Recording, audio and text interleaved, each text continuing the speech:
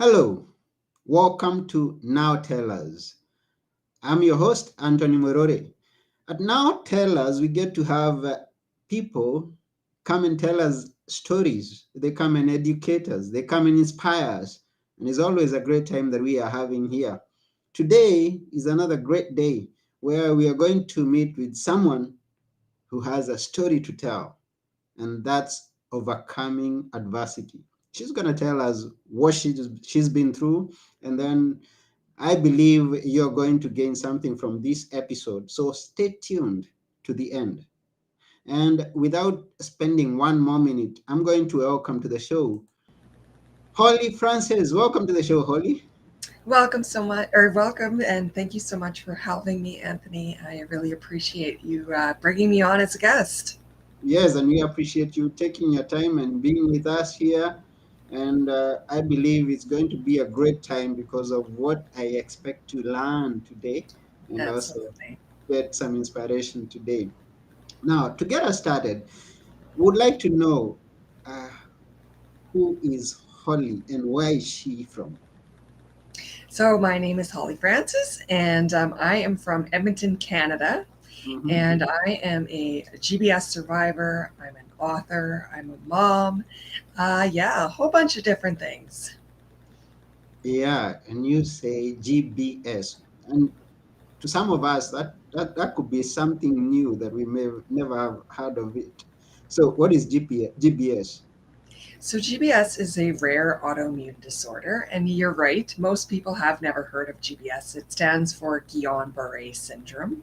Mm-hmm. And like I said, it's a rare autoimmune disorder. It's quite similar to multiple sclerosis, but it's a little bit different in that it affects the peripheral nerves of the body.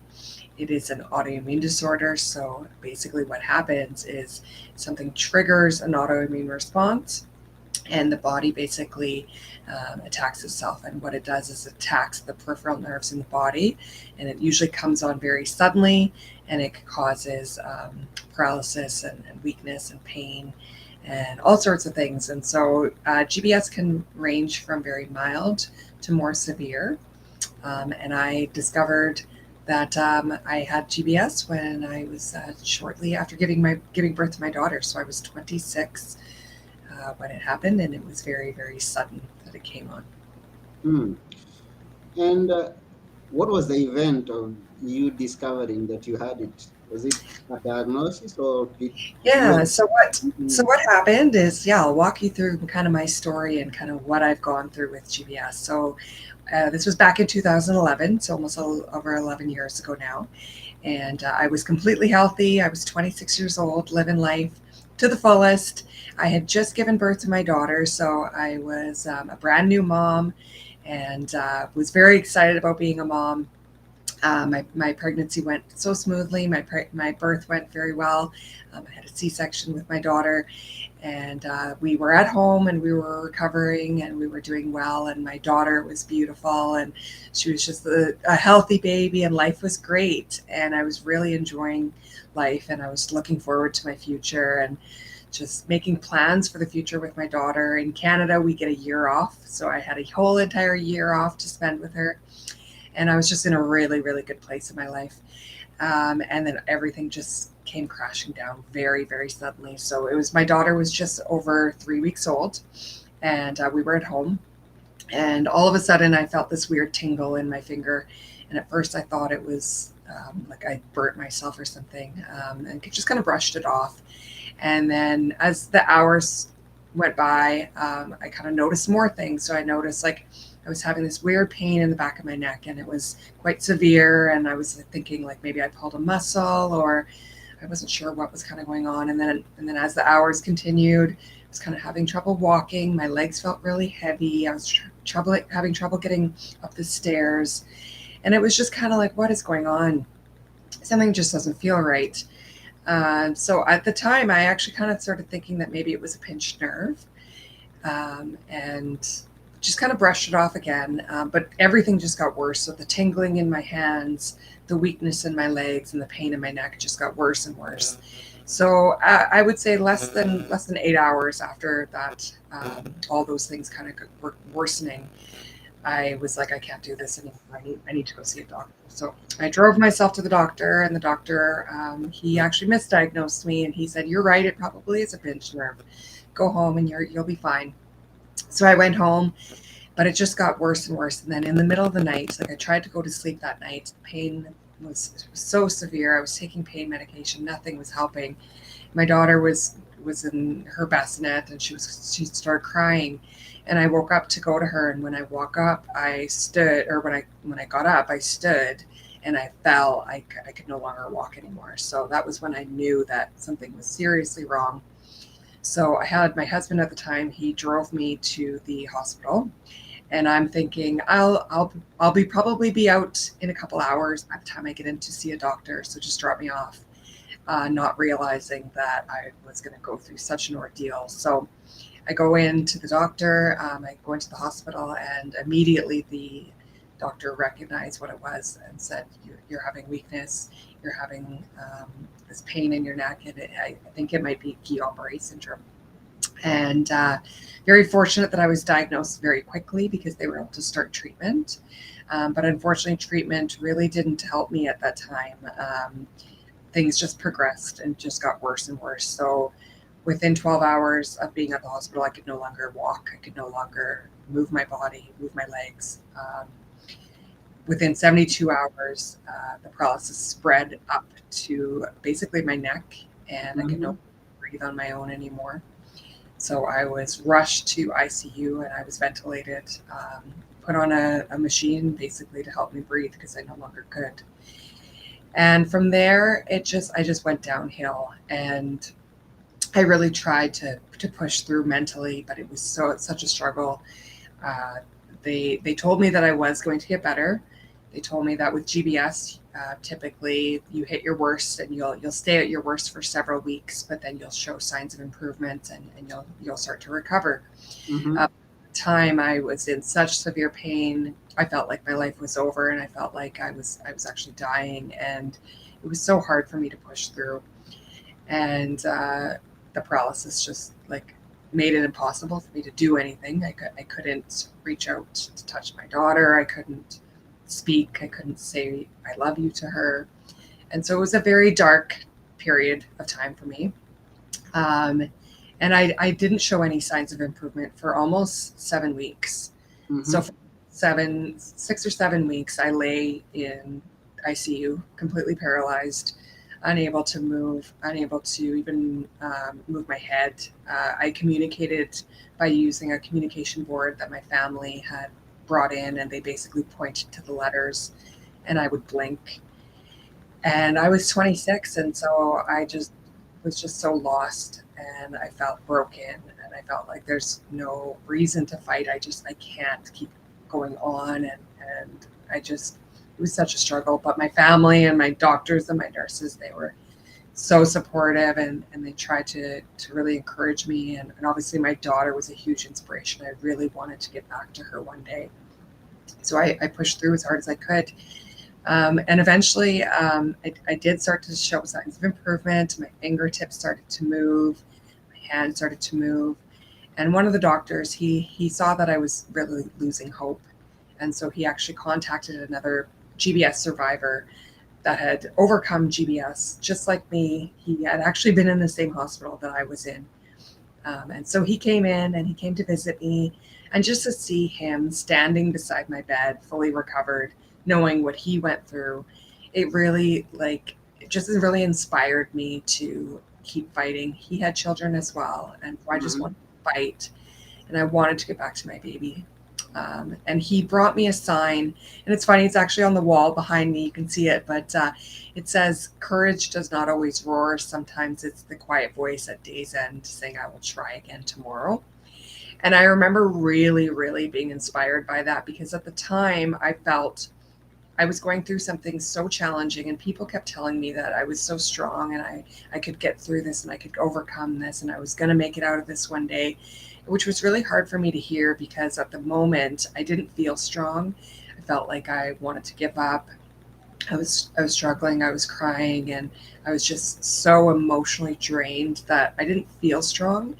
And so when he gave me that sign, and it was just a reminder that courage isn't always this strong voice. It's not always like, oh, I can do this. Mm-hmm. Sometimes it's in tears, and sometimes you're just struggling. I don't know how I'm going to make it through this, and you're just fighting. And if you can't do it, you can always just try again tomorrow. And so that's the mantra that I kind of kept in the back of my mind. I stared at that sign day after day, and you know what? On the hard days, it was like I can't do it, and I would just break down. And but I would always say, you know what? I can try again tomorrow. And so that's what I did every day. It was a new day, trying again, and it was such a struggle. I went through the most pain I'd ever experienced in my life. It's severe nausea and vomiting, and I was on so many medications, so I was so out of it. And then my daughter's there; they're putting her on my lap every day so that we could try to bond. And it was amazing, but so difficult and so emotionally challenging for me to watch everyone else around me in my hospital raise Mm-hmm. my daughter, and to know that I had waited my entire life to be a mom, and then it was suddenly just felt like it was ripped away. So it was definitely hard to push through Mm-hmm. those days. Yeah. I did, and I every day I just continued to push forward, and slowly over time I started to get better. Mm. We can try to imagine at the point of that pain that you are going through in ICU. I mean, you're not having an idea of how it is to get well. But then there's something that you shared, and this is the reason that we do what we do, even here at Now Tell Us, that you have someone standing by you who inspire you, Yes, who gives you hope over tomorrow, like the survivor that brought you the sign that gave you hope, those who are standing by you and helping you walk. This is why we are here as humanity, to be there for one another, to inspire one another, to bring a light to someone who may be in the dark. So we exactly. thank the person that came to you and showed you, yes, it's possible. It happened to me, and I'm out of it. So we are glad that there was someone like that in your life. Yes, Mhm. exactly. And like when I was going through that, I felt very alone because GBS is a rare disease. And so I felt like no one else in the world could possibly understand what I was going through. The Mhm. doctors were telling me, oh, it's going to be okay. And I'm like, you're not the one dealing with it, though. So to meet someone else was very inspiring. And that's what inspired me to get so involved. So um, as the weeks went by, I slowly got better and better, and like the paralysis started to fade, and I could move my arms again, and I could hold my daughter. And the next step was getting off the ventilator. So I would say that that was the hardest part of my journey, was learning to breathe on my own. So it Mhm. was like running a marathon that I'd never trained for. I would go off the ventilator for 15 seconds at a time, and I felt like I was underwater and couldn't breathe, and I felt like I was going to drown at every second. But I pushed through, counted down the seconds. I did everything I could to make it through, and over time I started to get a little bit stronger off the ventilator. And it was torturous. I had to stare at that sign and go, I could try again tomorrow. I could try again tomorrow. And that's what I did. And eventually it was almost 3 months that I was in ICU. Mhm. And finally, I was strong enough to get off the ventilator, and I got out of ICU. And that Mm. was a huge turning point in my recovery, because I literally thought that learning to breathe on my own was going to be impossible. And every time I did it, I was convinced that I wasn't going to be able to do it. And so not only was my family and my friends and the doctors and that other GBS survivor an inspiration, I also found inspiration in myself, Mhm. realizing that, you know what, I just overcame something that I did not think that I was going to be able to do. And so it gave me, um, it gave me this spark of like, you know what, I could do anything then. And Mm. so from that point, I really started working on my recovery myself. And I became very determined to get back to my daughter, to be able to hold Mhm. her and to be the mother that I always wanted to be. So from there, I started physiotherapy. I learned how to hold cutlery, how to feed myself, how to drink from a cup. It was a very slow process. Everything took forever. And at the time, it felt like, am I ever going to be able to do these things? I remember having to stack cups on top of each other, and my fine motor skills were so so rough, and it was such a difficult task. And again, it was just like, am I ever going to be able to do these? I can always try again tomorrow. And that's what I did. And eventually, over time, I got stronger and stronger. I got a little bit faster at things. I could hold my daughter. I could feed her again. I could feed myself. Moved to a rehab hospital where I learned to strengthen every muscle in my body. I learned how to stand. I learned how to walk. I would use a walker for several weeks until I could eventually walk with a cane. And then I walked with a cane for another several weeks. And then eventually was able to walk on my own. And at that point, I was able to go home. So I went home after it was 126 days in the hospital. My daughter was almost 6 months old by the Mhm. time that I got home. So I lost out on a lot of her life. And it was very heartbreaking for me at the time. But now, after now, like I've fully recovered. I've continued to push myself. I've realized what I'm capable of. I got into exercise. My journey through rehab really made me fall in love with exercise.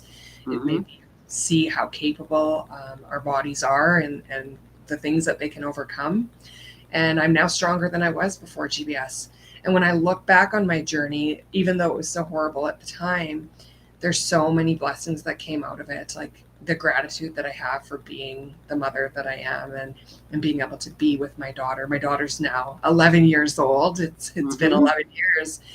Yeah, but it really has changed my life for the better, and it inspired me to want to reach out and find other people that have had GBS. So I started my YouTube channel and my Facebook and Instagram pages, and I just started sharing my story and talking about my story. And as I see somebody comment that they've never heard of GBS, most people have never heard of GBS. So I like to bring awareness to Guillain-Barré syndrome and just show people what it can do to somebody that's completely healthy and how it can devastate their lives.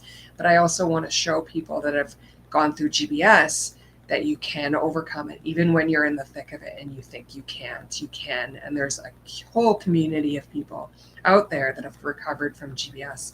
And so that's why I've continued to share my story and bring awareness, connect with survivors all over the world. I wrote my book, and I just continue to try to inspire anybody wherever I can, even if they're not a GBS survivor. For me to go through what I did, you think that you're never going to be able to get through it, but there is life after GBS, and there is life after these horrible struggles that we go through. Mm. And we are very grateful that you are here and you are sharing your story with us here. And Mishka says, God bless you, Holly. And all the others who are watching, or those who get to listen to this even after we are through with it, we really appreciate you. We appreciate your feedback. And thank you, Mishka. Thank you, each and every one of you who is listening or watching. And Yes, thank you so yes, much. and we thank Holly for taking her time to come here and inspire us. Now, when you talk of you're giving back, you're looking back to those people who have GBS, you want to inspire them and tell them there's a hope. Now, you mentioned a point in life, or rather, during that ordeal that you are going through, where you imagine that you are the only one in the world who is going through it.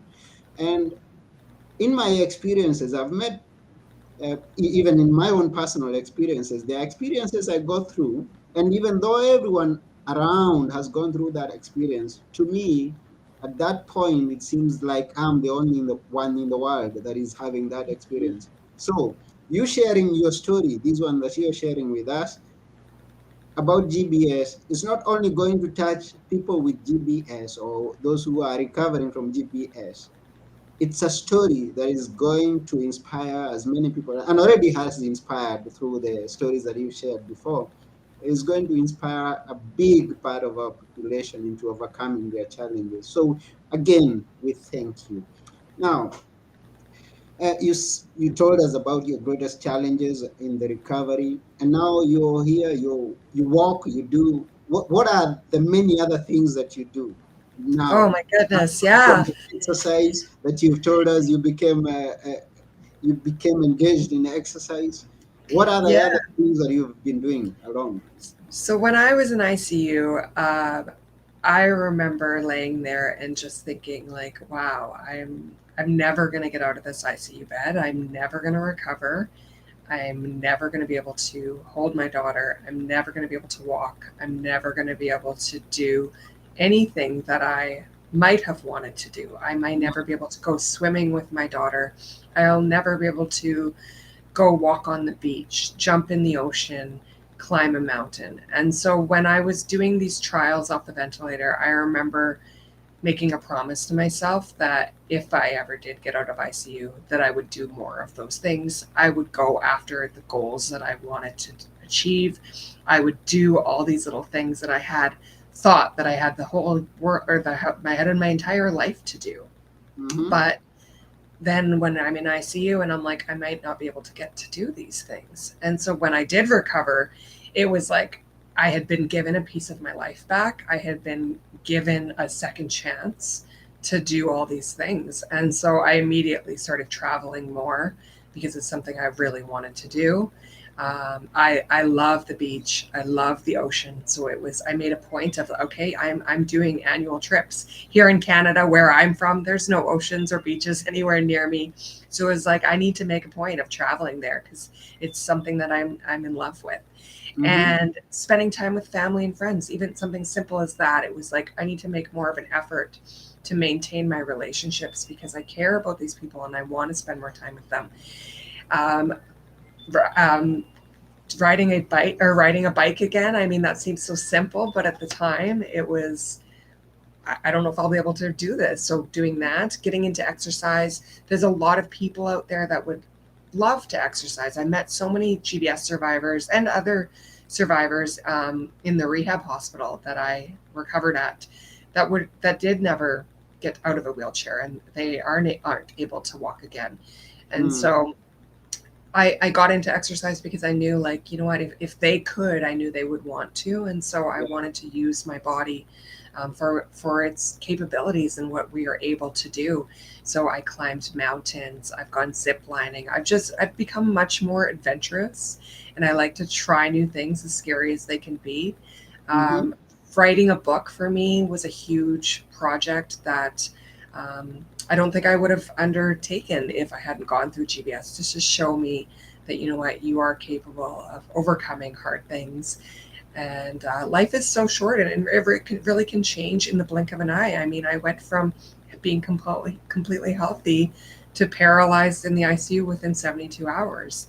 Mm. And so I just really encourage people to just, you know what, stop putting things off. You never know when your life can change. You never know when something can just be taken away from you, especially our health. I think we all take advantage of our health and we don't realize just how lucky we are to have it until it's gone. And that's a life lesson that you've shared with our listeners and our viewers right there. And I was anticipating to learn because if someone has been somewhere and come out of it, he comes out with lessons that he passes or she passes towards the other, I mean, to other people that they can draw some lessons from. What, apart from what you've already shared, which is a great insight, what other things has the audio taught you? Well, I liked what you had said, how like you realize that you're not alone. And Mm-hmm. so that's a really important lesson, I think, for everyone, that depending on what you're going through, I mean, there's so many different challenges that we go through in life, like a Mm. million things. And I found that even after I recovered from GBS, I had more things to go through. I've gone through Yeah. many different challenges. I've gone through a divorce and I've had to deal with issues at work and just stress and anxiety and all that kind of stuff, that everyday life stuff. And I think I've really learned from my experience with GBS is that you're not alone. And so Mm-hmm. you sometimes you got to take control of the situation and you got to reach out and find other people that can help you through it. And whether Mm-hmm. that's through Facebook groups or support groups, I find social media is a great place. Use hashtags to find groups of people, and there's so much inspiration out there. I know social media gets a bad rap that it can be very toxic and destructive, but if you look for the good side of it, there's Mm-hmm. so many amazing people out there that are sharing their journeys with whatever struggle they've been through. So if you can find them and you can help, they can help you through your journey, then great. It's unlike anything to walk into a room and connect with people that have all been through the same thing as you, Mm, which I've done a lot. I do a lot of GBS conferences I've attended over the years, mhm. and to meet people that have gone through a similar struggle, it's just like a connection that you just instantly have with these people. And so I encourage people, if you're going through whatever it is that you're going through, try to find others that are either going through it now, or have they're out on the other side, right? And they can help you through it. Just to be able to have that connection and realize that you're not alone, it can be so empowering. Mm. Thank you very much for that. And now, your book. At what stage is it right now, and what's the title? The book is finished. It's called Life Support: Okay. Surviving Guillain-Barré Syndrome. And the book is done, finished. We're just working on the basically the promotion side of things, and getting it ready for publication. So it will be published likely December, January of this year. And I believe this is the story that you share in the book, or and something more maybe that we. Yeah. So it's mostly about my time in the hospital, just Okay. because it was such a long time, and kind of just the struggles that I went through and the triumphs that I overcame. And then it does also talk a lot about what life was like after GBS, and what recovery was like once I was home and once I was back to reality, and what that looked like. Because I do want to point out that once you recover from GBS, you're not 100% back to normal. You deal with residuals, you deal with some pain, and some fatigue and tiredness. So learning to manage those residuals and learning to live again, and just kind of how it changed my life. That's really what the book is all about. Okay. We'll be looking forward to read it, to read Absolutely. more of the details in the book, and extra things that you are going to share in there. And for the person listening to you and don't know how he is gonna keep up to date with the ongoings, how do they reach you? How do they connect with you? Yeah, so there's actually several different ways. So I have a website, it's hollyaftergbs.com. Mm-hmm. And then, of course, social media. So, kind of your preference. So, YouTube channel, that's a great place if you are a GBS survivor and you're wanting to learn more about GBS. You can watch, I have several videos out explaining kind of what I've gone through that way, lots of questions that I answer there. Facebook is where I post more like articles about GBS in the news. People don't realize that it's rare, but it's not that rare. And there's actually tons and tons of people that have had GBS, including like NFL players. And there's a person that was on The Bachelor that had it as well. So there are people that get it. And so that's where I kind of share that information, some more just awareness. Instagram is my favorite. That's where I hang out the most. So I'm constantly on there, just kind of sharing my life, bringing awareness to GBS, just talking about updates on my book, that sort of thing. And I answer every message that I receive. So I love when people reach out to me, whether that's for GBS related stuff, or if it's just to reach out to me and chat. I'm happy to talk. Wonderful.